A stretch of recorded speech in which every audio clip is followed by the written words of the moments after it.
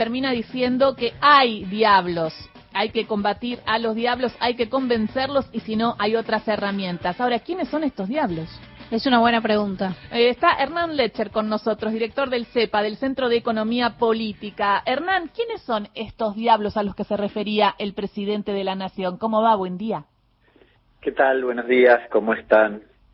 Mira, a mí habitualmente, no sé si tan habitualmente, pero en algunas oportunidades me han acusado tal vez de antiempresario, y yo, la verdad, que lo que planteo en todo caso, el empresario no es bueno ni malo, lo que intenta es ganar plata. No sé si calificarlo o utilizar algún calificativo en sí.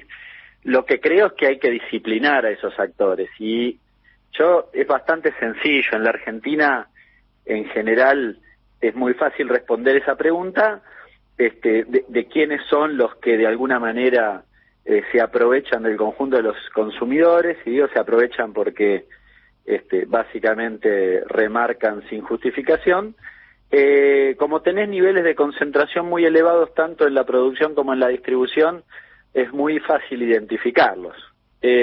Pero para ser preciso, hace unos 10 días atrás, ustedes recordaron, no, un poco menos, una semana, el secretario de Comercio dio una conferencia de prensa y mencionó las empresas que habían remarcado en promedio 15%, él dijo en el mes de marzo. Para ser preciso, fue entre el 16 y el 19 de marzo, si no me equivoco, es decir, cuando el presidente dijo, le declaramos la guerra a los precios, en los 3 días siguientes remarcaron, y entre esas empresas está CCU, Chandon, Coca-Cola, Granix, Cinco Hispanos, Prodea, Quilmes, Las Marías, ahí nombré creo que 9, 8, de las principales que remarcaron en ese momento. Esos serían los diablos, pero ayer escuchaba una entrevista a Funes de Rioja que le hizo el compañero Gaby Sueda ahí en Futurock el domingo por la mañana, y lo escuchabas a Funes de Rioja cara de piedra, no aceptando nada, y es más, negando que hubo aumentos en esos 3 días.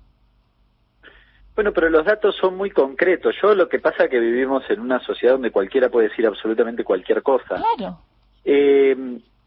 La Secretaría de Comercio tiene un sistema que, es más, creo que se implementó en la época de Macri, y se llama paradójicamente CEPA, pero con S, no con C, y que obliga a los supermercados a informar, si no me equivoco, de manera diaria la evolución de los precios, con lo cual la Secretaría tiene efectivamente cómo han ido variando los precios de los productos.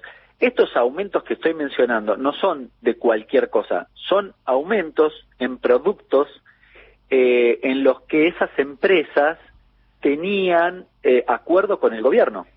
Es decir, están incumpliendo el programa Precios Cuidados, básicamente, y en la mayoría de los casos incumpliendo, por ejemplo, en el caso de Yandón, incumplen el 100% de los acuerdos y había aumentado 12,1% en promedio en el mes de marzo, recién lo mencionaba. Es decir, hay un acuerdo que ni siquiera cumplen, ni siquiera estoy hablando de los productos por fuera de esa canasta, que también sería cuestionable, básicamente, y sería cuestionable. ¿Por qué? Porque no hay ninguna explicación por el lado de los costos que justifique esto. Tampoco ni siquiera por el lado de, si querés, la incertidumbre y demás, que vos digas, bueno, te lleva a precio o están llevando a precio la incertidumbre futura, están tratando de garantizarse vía precio un escenario, no sé, de dudas y demás. Bueno, en el mes de marzo, para el sector empresario que está muy interesado en el acuerdo con el fondo, finalmente se firmó el acuerdo con el fondo, y es más, los dólares bursátiles bajaron mucho. Vos recordarás, Gisela, que en el último tiempo, muchas veces la remarcación se justificaba en la volatilidad de los dólares paralelos, y había algunos... Sí. Y ahora está bajando. Claro, que decíamos, no tiene que ver con eso, pero bueno, supuestamente era eso. Bueno, ahora está bajando y te aumentan los precios, con lo cual ni siquiera esa excusa tienen hoy. Y si vos te fijás, yo he repasado todos los comunicados y declaraciones, vos recién hablabas de Funes de Rioja, de lo que tiene que ver con la Copal, con el sector agropecuario y demás. Ninguno aporta un solo dato contundente que contraargumente esto que dijo el secretario de Comercio que estoy planteando en este momento, digamos. Ninguno dijo, no, mira, la verdad que, ¿sabes qué? No vino Yandón y dijo, no, yo nunca aumenté los precios, mira, siempre lo mantuve en esto. ¿no? Siempre son lugares comunes porque la realidad es esta. A mí me preocupa que el conjunto de la sociedad tal vez no perciba esta cuestión, porque por debajo de la alfombra, de alguna manera, termina justificando que eso pueda ser un accionar válido, ¿no? Buen día, Hernán. Aquí Estefanía Pozo. ¿Cómo estás? ¿Cómo estás? El anuncio sobre la canasta de precios cuidados de cercanía, estos 60 productos, ¿va a resolver algo de la inflación o es de vuelta esas medidas que son un poco una contención pero que no resuelven el problema de fondo? Yo, si es una contención y modera el incremento de los precios, no me parece malo. El propio secretario de Comercio el otro día decía, bueno, el problema de la inflación es un problema macro y efectivamente es un problema macro, con lo cual no lo vas a resolver ni siquiera con acuerdos de precios generalizados.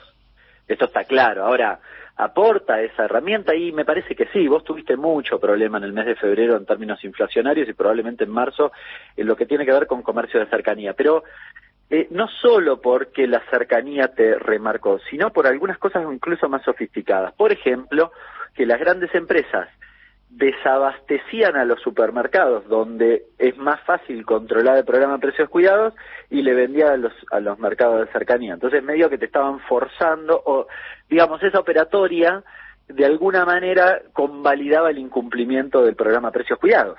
Es decir, y es más sofisticado, más difícil de controlar eso, y algunas cosas de índole más estructural en ese segmento, como por ejemplo que los mayoristas hoy empiezan a tener bocas de expendio minoristas, condicionan al almacenero la vuelta a mi casa, por ejemplo, y de alguna manera el almacenero termina remarcando porque se le caen las ventas, pero por una cuestión del avance del mayorista en un segmento que históricamente no vendía, ¿no? Eso te quiero preguntar, porque hablábamos el otro día con Sabore en esto de intentar analizar con Steffi un poco esta realidad, y Sabore, el presidente de almaceneros de la provincia de Buenos Aires, nos explicaba que lo que están teniendo, primero pedían a Feletti algo con los almacenes, ¿no? Digo, y dicen que no los llaman desde enero y que están dispuestos a ir a acercarse y hacer algo, pero lo que les pasaba era esto, que iban al mayorista y ya el mayorista ya tenía los precios cuidados, diríamos, o sea, ya comprarle al mayorista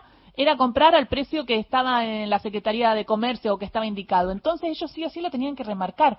¿Esto sucede? ¿Hay que poner el ojo en los mayoristas también? De nuevo, ahí hay dos cuestiones. Históricamente y en general uno tendería a pensar que vos deberías lograr un acuerdo de precios cuidados con el mayorista que tenga o que le permita un margen al minorista por encima de ese valor. Esa es la dinámica que, no sé, Augusto Costa implementó en su momento y demás, y que uno pensaría, y sí, es lo más razonable. Ahora, hay una segunda dimensión de análisis que es esta que estoy mencionando, que los mayoristas no están demasiado interesados en esta tarea porque empiezan a meterse en el segmento de venta minorista.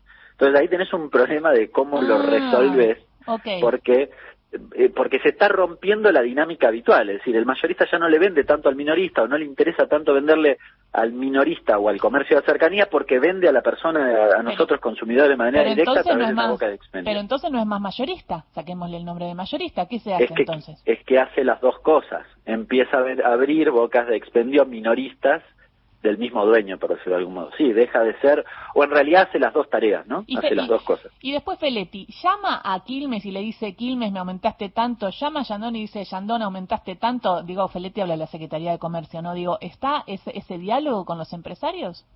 Y yo entiendo que sí. Porque ¿sabes lo que me pasa? Me agarra como esta impotencia de decir, hagan algo.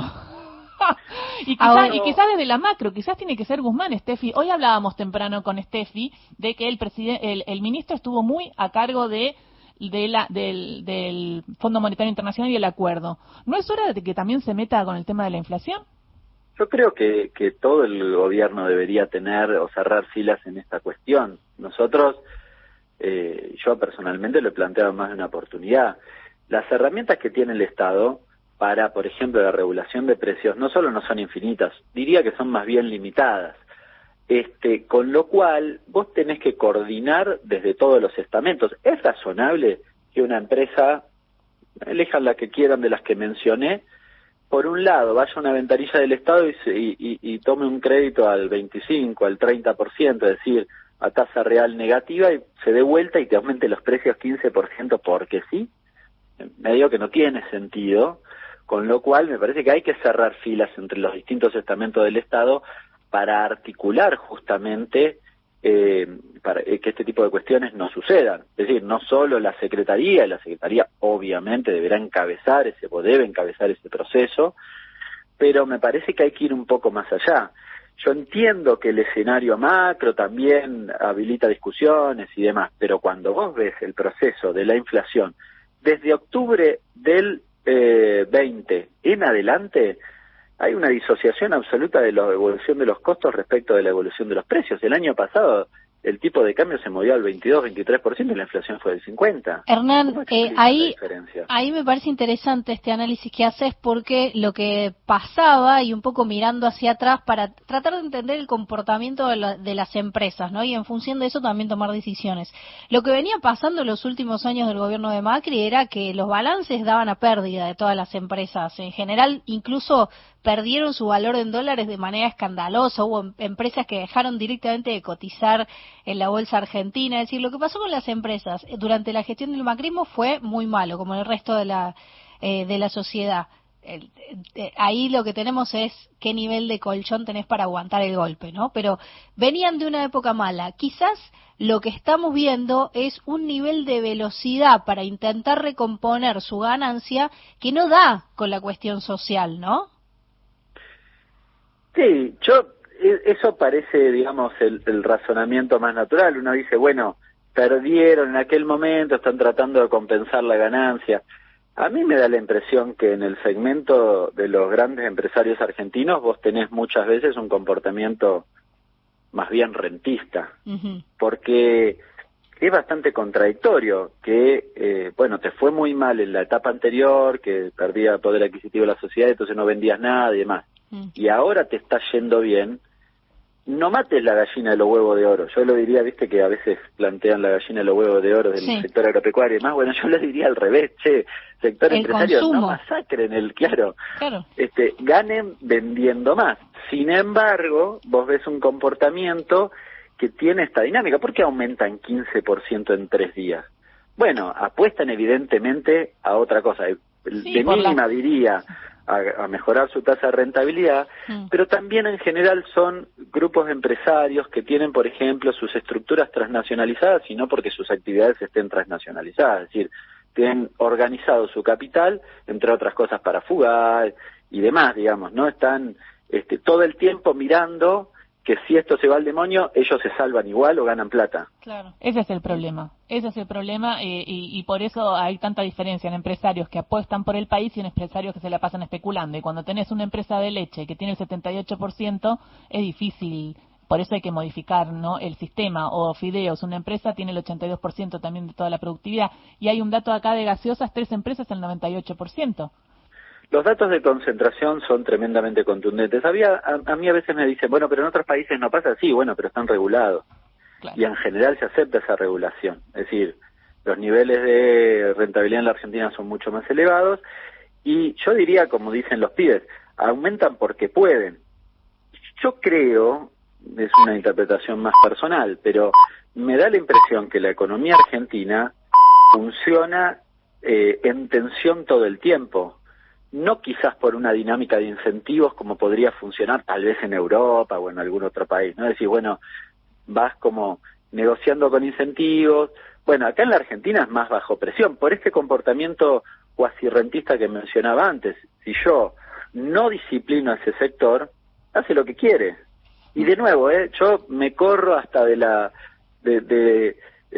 adjetivación. No sé si eso es bueno, si son buenos o malos, no estoy diciendo eso, estoy diciendo que si nadie les dice nada, hacen lo que quieren.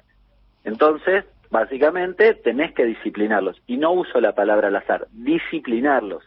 Porque el disciplinamiento no es de un gobierno ni de una persona en particular, sino que básicamente significa que el conjunto de los argentinos nos pueda ir un poco mejor. A mí me preocupa que no haya una apuesta por la Argentina en serio, de buena parte de ese segmento de la producción.